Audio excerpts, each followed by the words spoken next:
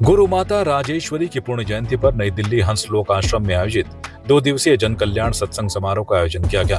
कार्यक्रम में गुरु चरणों और संत श्री भोले जी महाराज, करुणामयी माता श्री मंगला जी, हंसवंश श्री साक्य जी महाराज के दर्शन से सभी भक्तों ने आशीर्वाद दिया। इस दौरान अनेक भक्तजनों ने शानदार भजनों की मधुर प्रस्तुति दी।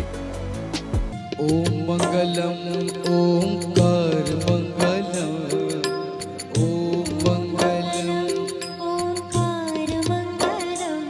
ओंकार मंगलम,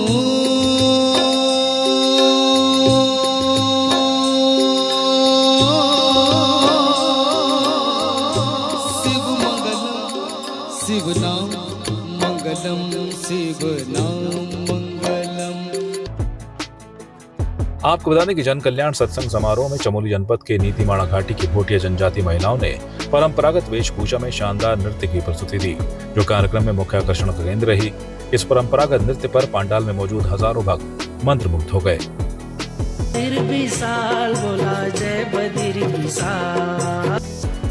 कार्यक्रम की सायंकालीन संध्या में प्रसिद्ध भजन गायक अनूप जलोटा और जय पांडे ने एक से बढ़कर एक शानदार भजन गाकर सभी भक्तों को भाव विभोर कर दिया। तुम कृष्ण रूप में आना। इस कार्यक्रम को संबोधित करते हुए प्रसिद्ध समाज सेवी और उद्योगपति मनोज भार्गव ने कहा कि हम सब जानते हैं कि इस जन्म में हम जो भी कर्म करेंगे उसकी कमाई जरूर होगी। गीता में बताया गया है कि कमाई का रहस्य बहुत गूढ़ है। कौन सा कर्म करने से हमारी कमाई अच्छी होगी, उसका फल अच्छा होगा, और किस कमाई से फल अच्छा नहीं होगा। कितने धर्म के लोग होते हैं, जैसे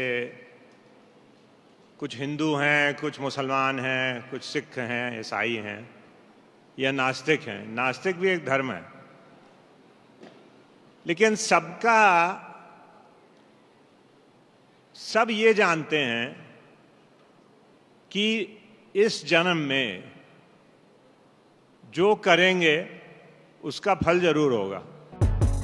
जन कल्याण सत्संग के दौरान संत श्री राजा जी ने भक्तों को भगवान की भक्ति कर खुद के कल्याण करने की बात कही। उन्होंने कहा कि जिस प्रकार से मीरा ने भगवान को पाने के लिए सांसारिक माया मोह को त्याग दिया था, उसी प्रकार से हमें भी भक्ति का भाव अपने मन में उत्पन्न करना होगा। वो मीराबाई का भजन गा रहे थे, तो मीराबाई भी यही कह रही है, मैं दीवानी हो गई अपने कृष्ण की। दीवानी भी वही चीज है, फकीरी भी वही चीज है। सत्संग कार्यक्रम के दौरान परम संत भोले जी महाराज ने अपने चिर परिचित अंदाज में भाव के भूखे हैं भगवान भजन गाकर भक्तों का आशीर्वाद दिया। भाव से मुझको भजे तो भव से बेड़ा पार है। जन कल्याण सत्संग समारोह के दौरान प्रख्यात आध्यात्मिक गुरु हंस फाउंडेशन की संस्थापिका माता श्री मंगला ने अपने अमृतमयी वाणी से सभी भक्तों को संबोधित करते हुए कहा कि जोशीमठ नीति घाटी में हमें बीते दिन जाने का मिला यह दिव्य स्थान बहुत ही पवित्र है। ऐसे स्थानों पर जाकर बड़ा आनंद आता है, जहाँ अभी भी प्रभु की लीला जीवंत देखने को मिलती है। माताओं के कार्य में वहाँ शक्ति देखने को मिलती है। हमारी बहनें नीतीमाणा, जोशीमठ कहाँ से आई हुई हैं, बहुत संख्या में आई हैं, 200 से ऊपर। इन लोगों के लिए ये एक नया परिचय है। वो ऐसी घाटी से आई है कि जहाँ पर सांसारिक चीज़ें कोई भी उपलब्ध नहीं है, सिर्फ भगवान, उसकी भक्ति और उनका निजी जीवन की जीवन शैली है। कठिन रास्ते हैं, अब तो खैर सड़कें बन चुकी हैं, फिर भी उनका जीवन बहुत ही शुद्ध और पवित्र और भक्तिमय है।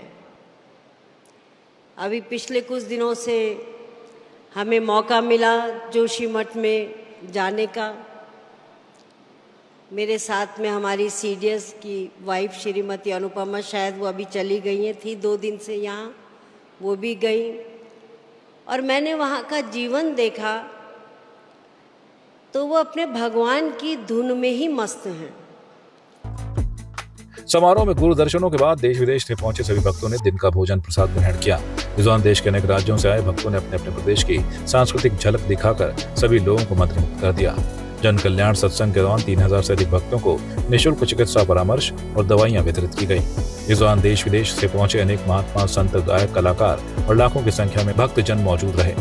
ब्यूरो रिपोर्ट, संवाद 365। आपकी इस पर क्या राय है, हमें कमेंट कर जरूर बताएं। इसके साथ ही आप हमारे YouTube चैनल को सब्सक्राइब कीजिए। आप हमें Facebook, Instagram, Twitter और कू ऐप पर फॉलो भी कर सकते हैं। और संवाद 365 के साथ एक क्लिक में जुड़ने के लिए डाउनलोड कीजिए संवाद 365 ऐप।